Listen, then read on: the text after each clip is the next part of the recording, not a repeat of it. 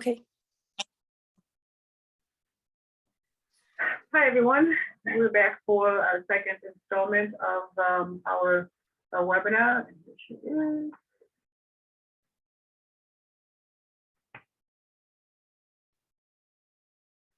We're back to our second installment of our webinar, Changing the Conversation Around Grief. I'm Dan Leffler. And I'm Nancy Leffler. And there are a couple of housekeeping rules that we want to share as we get started. And first is that this is a safe place. We are doing this work because of our experience and our need to share what we've learned and the importance of having conversations around difficult subjects. Yeah, and as you know, this is our monthly webinar, and the recording of this will be in the membership portal. Some of you are in there already, and if you are having difficulties, we'll figure that out. If you feel comfortable being on camera, we encourage you to do that. If not, that's fine too. We will be pinning ourselves for the recording, so you will only see us. What else do we want to talk about before we start? If you have any questions as we're having our conversation, please feel free to put those in the chat, and then we'll either answer them in the course of our conversation, or you can also we'll also have an opportunity to answer questions, those and any that come up for you after we finish. So we're going to talk for 30 minutes or so about this month's topic, which is grieving uniquely and how to honor your own grief process. And a couple of other things, the idea that, we're going to be here totally honest and vulnerable, expressing our part of our story, part of what we grew up with, how we came to do this work, and why it's important to us. Just some of the things we learned along the way from a variety of different places, from our own journeys and from walking with others on this journey. And so as we begin to talk about grieving uniquely, I guess, when was the first time you realized that I wasn't grieving the same way that you were? Boy,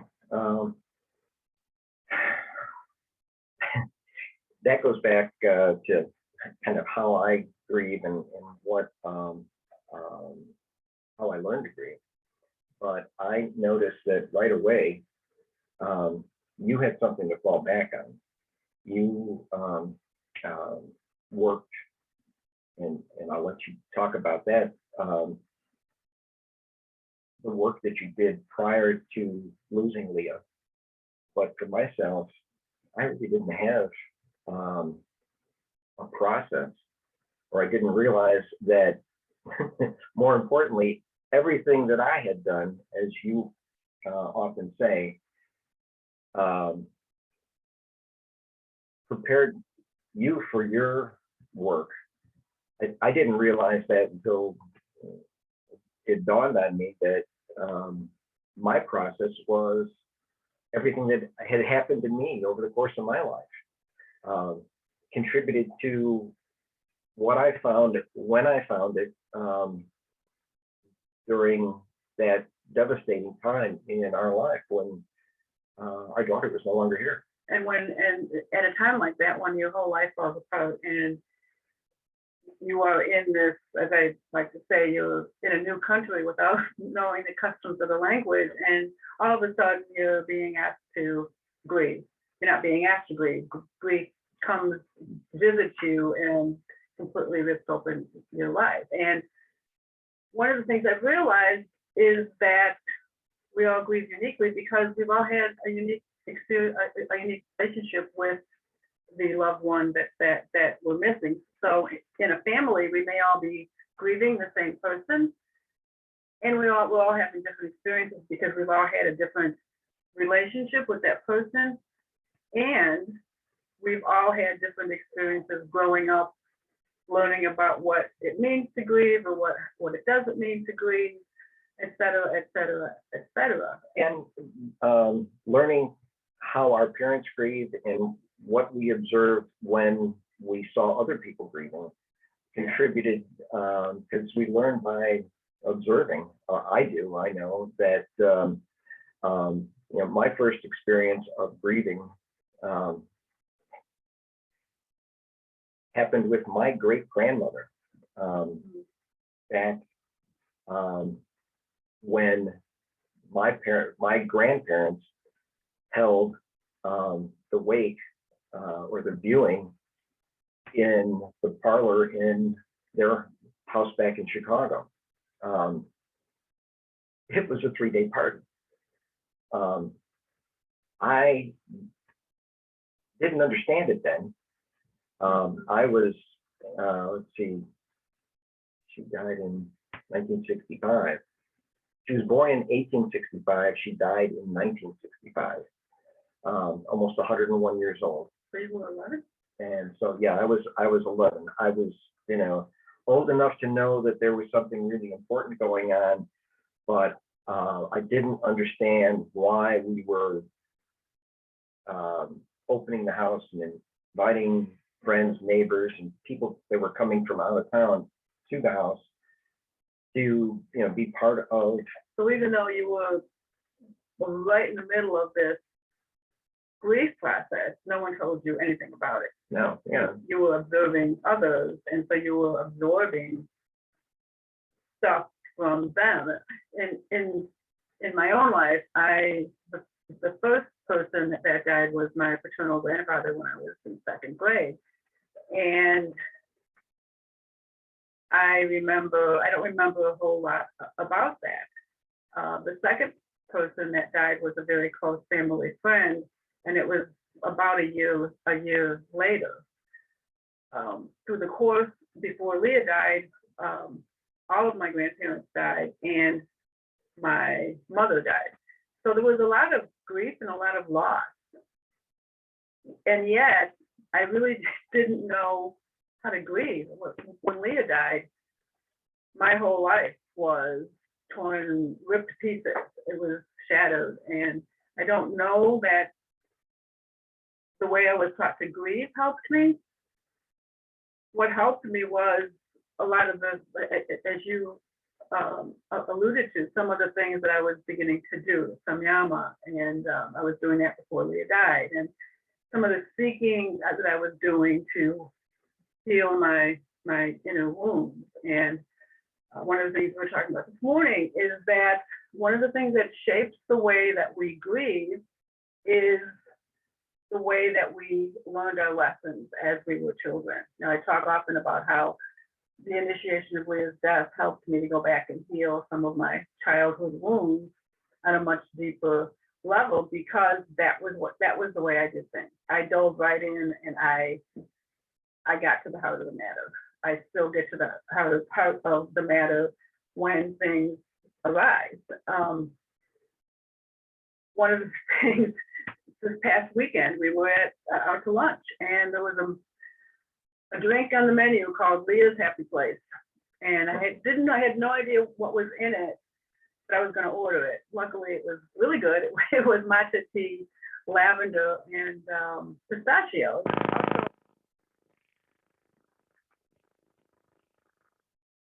Also extremely sweet. And but anyway, I ordered this drink, and she was on my mind a lot.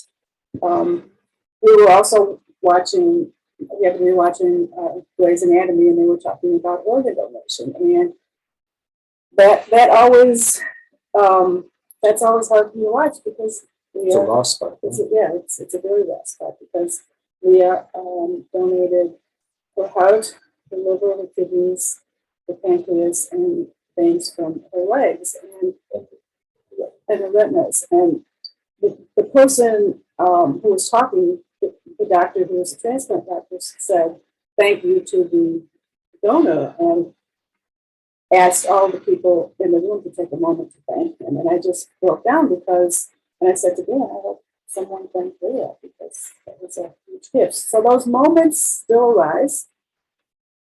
And I now have resources to meet them. It doesn't mean that they're any easier. It doesn't mean that they don't sneak up on me like that one did. It took me right back down to that place. And Grieving Uniquely, I mentioned my great-grandmother.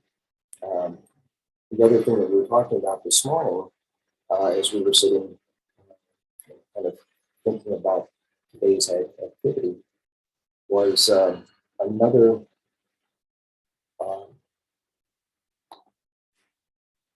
another event that happened early on that built on my process of how I grieve. It's going to sound silly, but sitting at the dining room table when I was a kid, I remember kicking my sister under the table just to tease her and being sent to my room without dinner because I wasn't responsible and I didn't stop when I was told to.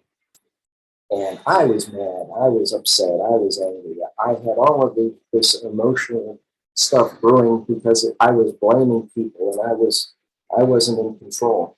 Really, I was in control. I could have stopped being a big brother, But I realized that that was one of the things that I carried with me when Leah died.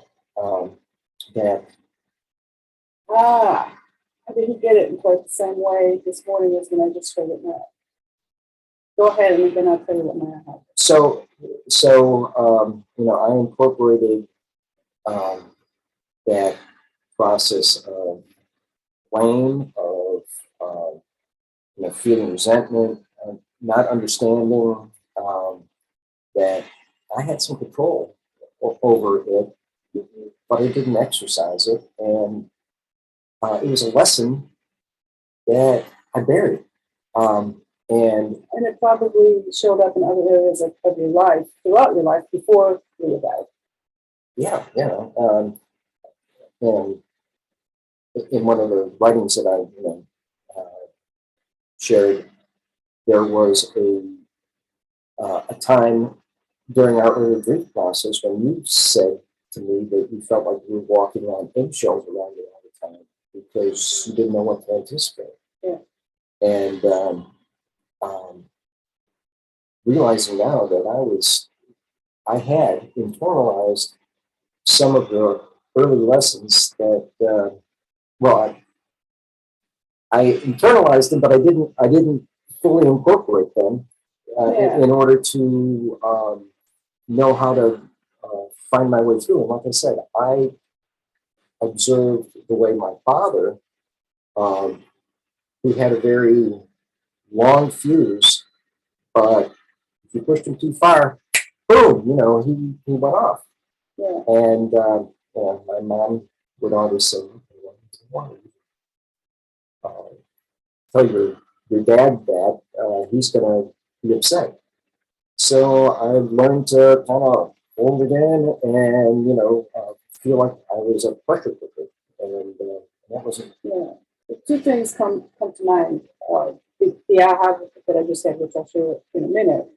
But the other thing it reminds me of is we always used to tell my kids when they were growing up that the lessons that we need to learn will keep on coming up until we learn them. Not knowing that, well, I did know, but that the same was true for me. I didn't know it in the same way until I went through this devastation with Leah. But the other thing that I just realized when you were talking about the experience with picking your sister and how you learned how to hold everything inside, that's exactly what you did during the grief process. You held it all inside. You put it up on, like you often say, you put it in a box, put it up on the shelf, and you were hoping that you never had to deal with it. I told myself though that I someday I would take that box off the shelf and open it up. And now in recent writings and reflections, I realized that I call that my ammo box because I took I was looking for a drill bit one day, and my dad had thrown a bunch of drill bits into what had been his Army ammo box. And it was a perfect example of how I compartmentalize things. I put it in my ammo box. And when that, which was a safe container, I thought, until that box threatened to blow up and devastate my life, because I almost went off the rails. Yeah, and so you could probably say the same thing. The initiation of VSF helped you to heal your own childhood wounds. And what I've been hearing you say more often is showed you the importance of showing up and having a choice in how you show up. Right. Yeah. So since we all grieve in our own way, and we all may have experiences of in our families of people grieving in different ways, and so how do we honor our process, and how do we honor their process? And I think the first thing I think is that's important is to give ourselves and our family members permission to grieve in whatever way is right for them. We hear you learned a lot of things from observing your family. I learned a lot of things from observing my family, and none of it was these are the skills you need to meet the feelings that arise from grief. And the piece that comes up for me is that the realization that my process, my grief process that I have no clue about, was that everything that I had experienced up to that big grief, all the little griefs that occurred and accumulated over my life, came into focus, and that the good, the bad, and the ugly of learning those things was my process. Some of the things that were incorrect, that didn't serve me, that I carried because that's what I had seen my parents do. I saw when my grandparents died, the sorrow that when my father died, how we didn't celebrate his life. It was a mournful process, and now I wish I had had that opportunity to have focused on the goodness of him as a person and the celebration of his life. Yeah, and without having those kinds of conversations, these kinds of conversations ahead of time, I was taught we don't talk about those kinds of things. I was brought up in a very secretive, a family of origin that held secrets, and I was a secret keeper. That was my role. I knew a lot of secrets, and I needed to not tell them so that my family would feel comfortable. And my grief process helped me to find my voice and to be able to speak my truth, even though by that time my parents were no longer here. I was also able to go back and heal my relationship with my parents. It's something that continued on after they were gone, and it's one of the greatest gifts that I received from my grief journey with Leah, was to be able to forgive my parents, because we had a very contentious and uncomfortable, somewhat abusive relationship. And being able to go back and feel that and to express to them how much I love them now is such a huge gift. And so honoring your grief process, honoring your the other family members, or even in a minute, we're going to get to some questions we received from a couple of our other members about helping others who are grieving. So knowing that everyone's going through their own process and maybe even acknowledging that, saying, I know you're going through your own process. It's different from mine, and that's okay. Would you like to talk more about that? If you're not ready to talk about it now, can we talk about it sometime? Because bringing that out into the open is always, it always takes the shroud of, I always had the shroud of secrecy that I lived with all my life. I was able to, it's still there from time to time. We were talking about it earlier this morning. There still are things that I don't want to touch on. And yet, when I do, they're never as scary as I thought they would be.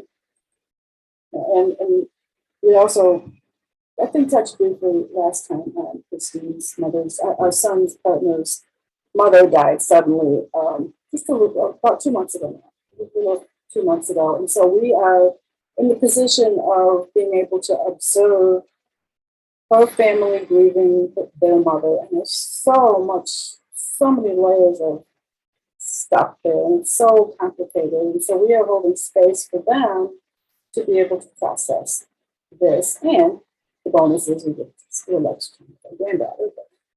Well, and then it's a lifetime of those accumulated Right. griefs. Yeah. And Right. one of the things that having a conversation does, and I don't know, we haven't talked about it yet, but talk about wabi sabi. And when you have a conversation, it breaks open something. It breaks open that container, that box that you have. The replaying of the goal. Yeah. Wabi sabi is another concept which we talk about later, which you're speaking of is kintsugi. And kintsugi is a method of repair, a Japanese method of repairing pottery, so that when pottery is broken and has some heads nodding, you repair it with gold. So it's stronger, and you can see where the cracks and crevices are, and it makes it more beautiful. And for a while, I was exploring that in my own grief journey and asking, what's my goal? What is the goal that repaired my cracks? And I did some writing on that. I'll put them in the group or in the portal. So that's another way to honor your grief process. Instead of throwing the pot away because it's broken, what would it be like if you put it back together with gold so that everyone could see how beautiful your cracks and breaks are? And it isn't until you crack open and have that initial conversation or that you're prepared to go there. Right. And you're not ready to go there until you're ready. Right, exactly. You're not ready until you're ready. So, absolutely enjoy. Well, Angela's going to go get something to show us.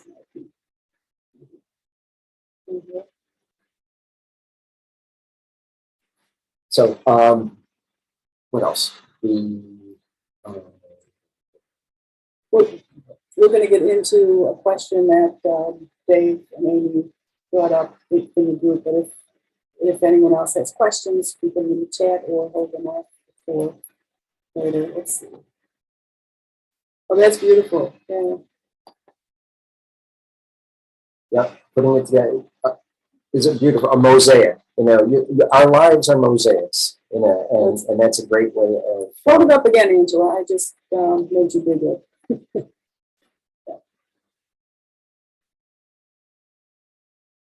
you can unmute it again. Then tell us about it. The broken pieces of pottery. Ah, yeah. Beautiful. Yeah. Beautiful. Yes, thank you. All right, so now let's talk a little bit about Dave's question about how to, you may have seen it in the group, but Dave Baldwin, one of our members, asked the question. He said that he's been noticing a lot of grief in family members, in friends, and in clients. He's a business consultant. And he asked a couple of questions about how to help them. So we want to address some of those questions now, because everybody that you meet is going to be having a different experience as well, like we just talked about now. So how do we get a sense of what to ask and what the right thing to ask is? Yeah. What are the unique needs that somebody might have when they're grieving? And the initial answer is just by listening, and being open to their presence and being present for them. Because a lot of times, if someone asked me what I needed early in my grief process, I would have said, I don't know. And so sometimes offering to bring a meal over, and we're still making meals twice a week for Peter and Christine, because they just don't have the bandwidth to do everything they have to do and be with a family with a 20-month-old and jobs, have jobs and all that. So sometimes just doing something like that, or if it is a friend and you know them considerably well, perhaps just saying, is it okay if I call you next week at blah, blah, blah time? Sometimes having a specific thing helps, because if someone were to say, is it okay if I come over sometime? I would have said, I don't know. But if someone said to me, is it okay if I pick you up for lunch next Wednesday? That's something that I can wrap my head around and say, yes. Yeah, because in that initial moment, you're foggy. I know I was. Unless somebody gives you something very clear. What worked for me and what I suggest is just saying, I'm here for you. You're not alone. And sometimes that can make the difference in opening someone up to the possibility of having a conversation. In the case of a business associate, whether it's someone that you work with or someone that is a client of yours, and you notice that they're grieving and they don't want to talk about it because it's personal, but they want to separate their personal lives and their business lives. Well, everyone here in this room probably knows that personal grief affects every aspect of your life. You may try to separate and segment each area of your life.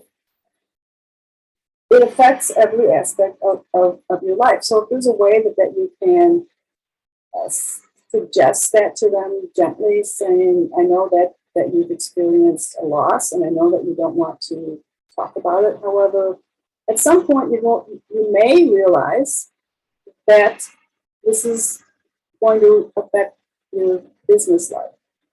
And to take it, may not say this to them, but knowing that if it affects your job, it may affect, you may lose your job. If you lose your job, then you lose your financial support, your financial security. You may not feel like going out and getting another job because you're in this downward spiral. So anytime you can make an intervention and help someone to just begin to talk about it, just make the first step. Yeah. And like I said, I'm here for you. You're not alone. Yeah.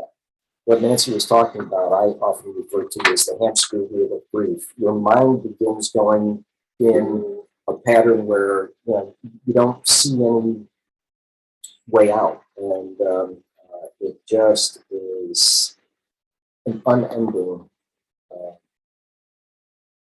way of um,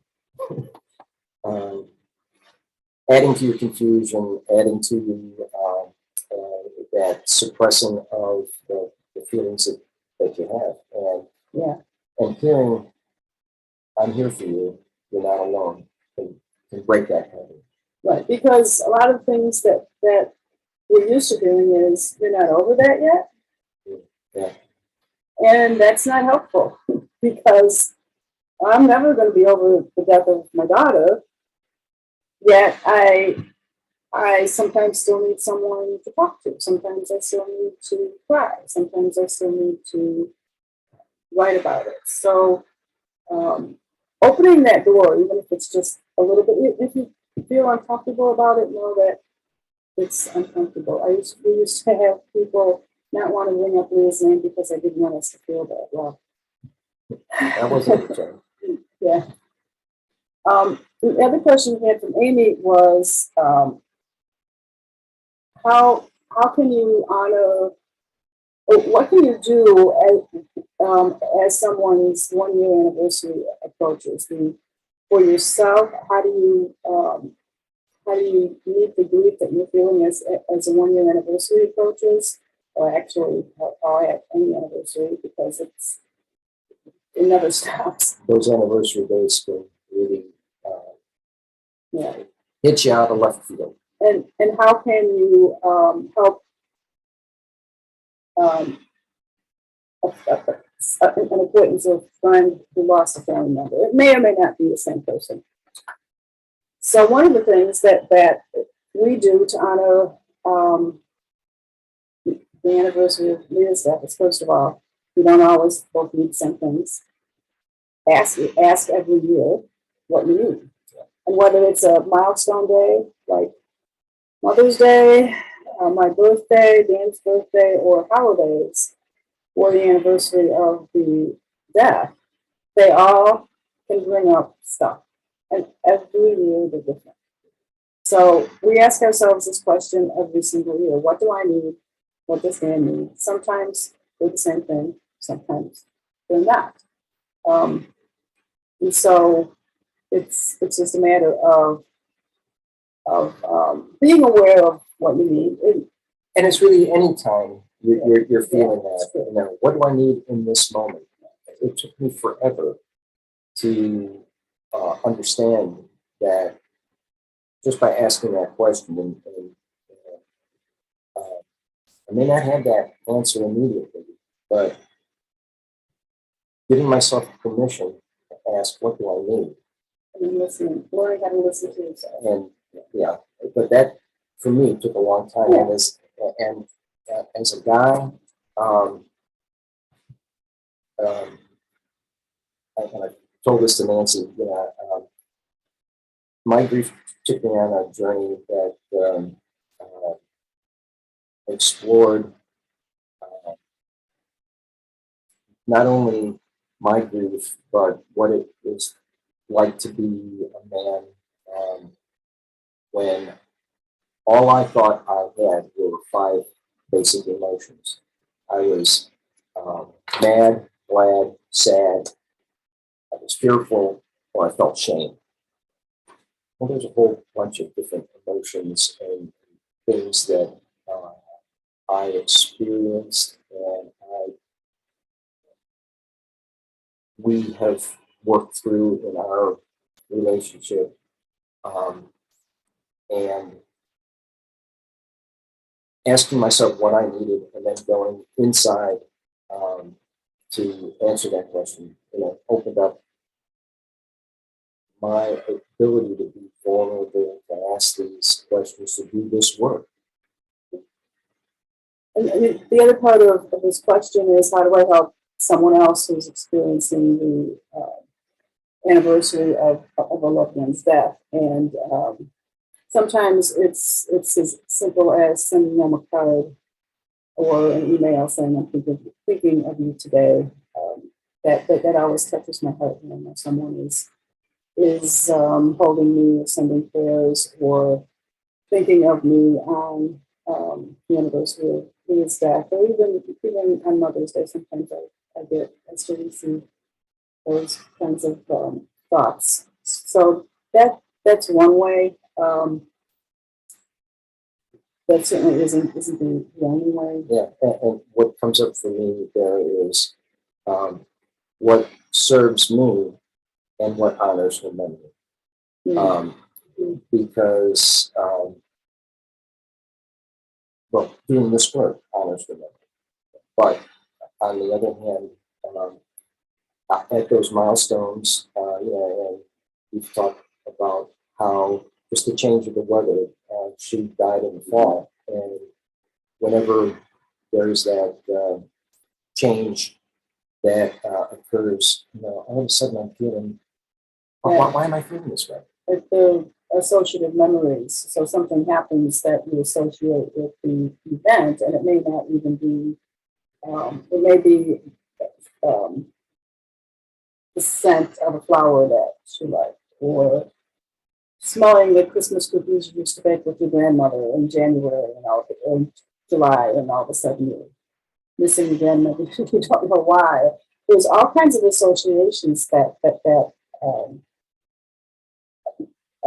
come into our lives that take us right back down to that moment. And this one year in August,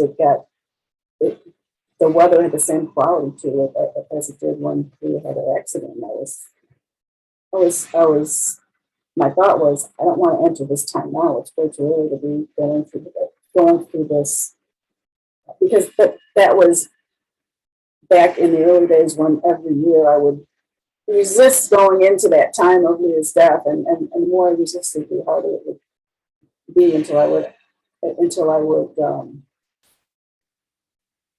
just go into it. And then again, it's kind of like that trying to hold everything together, and then when you go into it, it breaks apart, and the atoms get more diffuse and it's not as intense. So that is, let's leave it at that for right now, and see if we have any questions. Does anyone have any questions for us? We can either.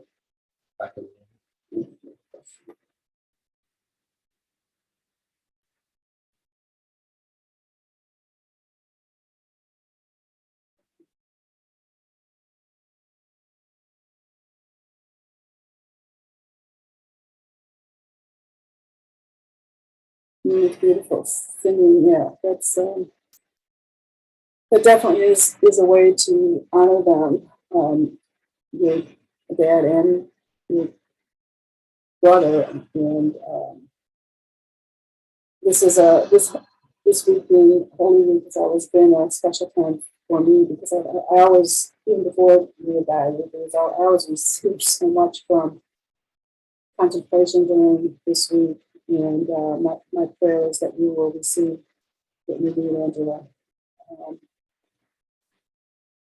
Is there anything? I just want to share a quick story. So Nancy mentioned Doreen's death, Christine's mom, and at the memorial service that they had for her, there was a beautiful guitarist who sang Leonard Cohen's Hallelujah. What an emotional experience that was. Out of the brokenness of that song, that you're digging around in the muck, and just to raise that hallelujah, I think just brought everybody into a heart-centered appreciation for what life is, and in the darkness of our grief, we can be touched in a way that music and song can elevate. And also, Angela, you're speaking so much of the human element of feeling guilty and knowing that we're just being relocated, as you so beautifully stated it. And the reality is, as humans, we miss our people. And being able to talk about it, being able to share, being able to do rituals like we do at Easter, all of those things are helpful in honoring not only our grieving process, but those who were missing. I sent you guys, can you hear me? Yes. Yeah. I sent you, while we were talking, I sent you a link of the tribute video that I made for my brother. Oh, okay. Thank you. Yeah. And the first and the last song are songs that are me, because I sang it I was a music evangelist with the North American Mission Board for years. And I have a CD, and my first and last song on the video is me singing, because first of all, since it was going to be on a YouTube video, I wouldn't have to pay royalties, but also because every church my brother pastored, he had me come and sing. And so I just knew he would want me to sing at his memorial, but there was no way in God's green earth I was doing good to walk. But we were able to get up and share testimonies and funny stories about Bud's life, because him and my dad, they were larger than life kind of people. So it's like there's a big giant hole. Well, and that's a great point too, because we each feel our losses at 100%. Nancy experienced the loss of Leah the way she did. I felt the way I did. They weren't the same, but they were the same person. And I could say I understand how you felt when Leah died, but I really don't know. Yeah. Because it is a unique experience, and you're right. Each of our loved ones, each of our griefs, we feel, no matter what our grief is, loss of a job. I didn't talk about that, but we talked about that one in the first one. That hopefully we'll get you to be able to see, Angela. I know it's there. I know we can do it. But yeah, it's that's why sometimes grief feels like such a solitary journey, because our journey is, no one knows exactly what's going on. And yet, when we come together in community, we can share our experiences and know that we're not completely alone in our solitude. Because I wanted to isolate. I wanted to completely isolate. I did not want to. I didn't want anyone to see how much I was hurting. And that was beginning to stifle my life. I knew that if I was to find the life that I was meant to live and truly honor Leah, that I needed to figure out a way out of that hole. And that's again one of the myths of grief, that we want to isolate to protect ourselves and protect others from seeing us in our vulnerability. Another one is, especially for a guy, is I got to be strong, and I felt that way initially. I went back to work. I tried to stay busy. Another myth of grief, to put on a brave face, but inside I was just aching. My heart was broken. And whatever my mind said, couldn't touch or reach that brokenness in my heart. And I was feeling myself. Yeah. Any other questions, comments? I'm so happy that you're here today. Was this helpful? I do have one, yes. Okay, great. Jennifer, do you hate it when people ask you, how are you doing? I mean, Yes. look at that. The simple question is yes. I don't know how to answer it. And I usually say, do you really want to know? Well, yeah, exactly. Yeah. And I Yeah. feel like a Debbie Downer at church. I mean, my Jennifer, my husband is a pastor.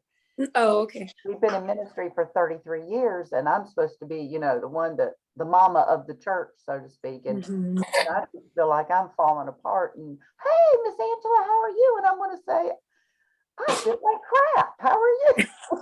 You know? Yeah, It's like you want to be honest, but you're afraid of people's reaction when you are honest, you know? Because And yeah. yeah, that's a great question. Thank you for asking it, because that's something that that we experienced. We used to be, I used to say we could walk into church, walk into the pew, and completely empty 3 pews around us because nobody wanted to be next to the couple whose daughter died. Yeah. So I know it's because other people are uncomfortable. They don't want to consider that could happen to them. I get that. It's not contagious. Yeah, yeah. Yes, that part of your book about the grief not being contagious was so helpful to me, because I didn't understand why people were reacting the way they were Yeah. and avoiding us. Yeah. Right. And so just saying, I'm really not okay. And do you want to know? Would you like to hear about it? And some people will say yes. Or would you listen to me? Yeah. Yeah, would you listen to me? Yeah. Do you want to? Yeah, I can tell you. And I'd some love to people share will. with you. Or sometimes you don't want to share. It's okay to honor where you are in each moment. If you don't want to share, you can say, I'm really not okay and I don't feel like talking about it now. Or I'm really not okay. Would you like to hear? And a lot of people will say, some people will say yes.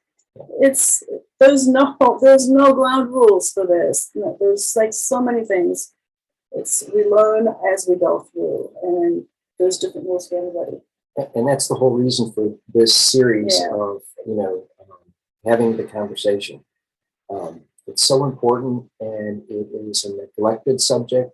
It is something that we strongly believe in, that our mission, our calling now is to say, we invite you to share. We invite this opportunity, this calling into the however you want to frame it, our humanness, our heartbrokenness to each other, so that we can begin to heal. Yeah. And the Facebook group, I encourage you to have conversations in the Facebook group. We will begin to post more questions to show up there on a regular basis. To like if something comes up, we'll do of course Facebook Live. In between time, if you have questions, please put them in that group. That again is a safe space because no one can find it unless I add them to it. So it's a private group that will only be available to the people who we add to the community.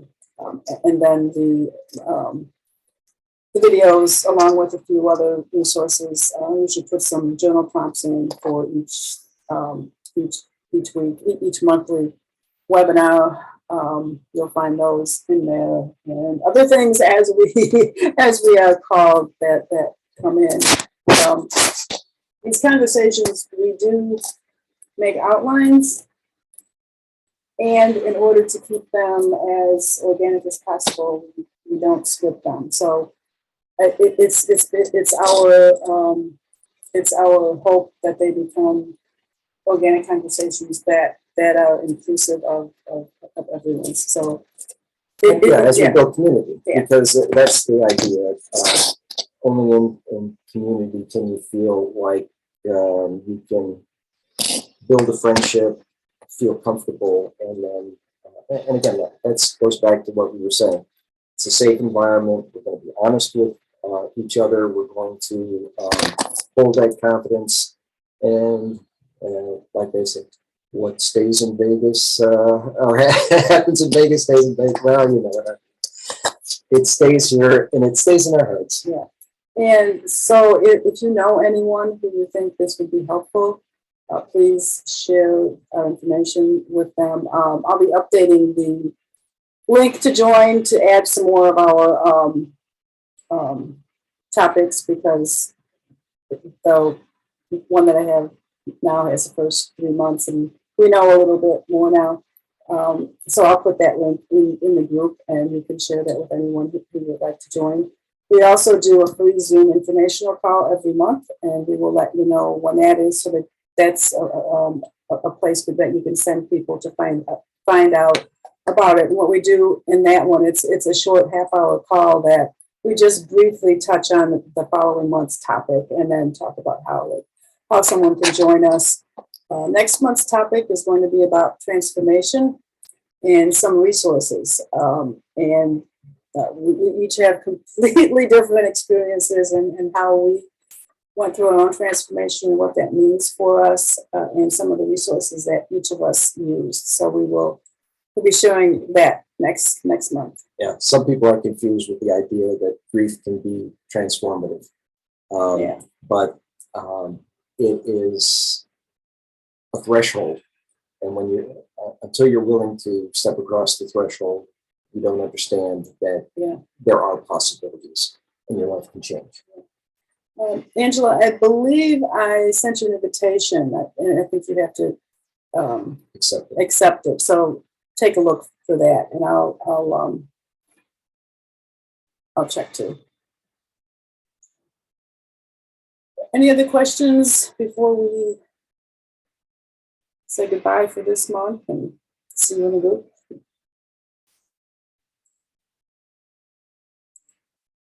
And Angela, we can connect a little bit later to make sure that we can get all the content, etc. So, all right. Thank you both for being here. I'm good in technology. Thank you. This is crazy. Thank you. I'm good with technology, but for some reason I keep getting lost in the links. So We'll figure it out. Yep. We'll figure it out. Thank you. This was very helpful.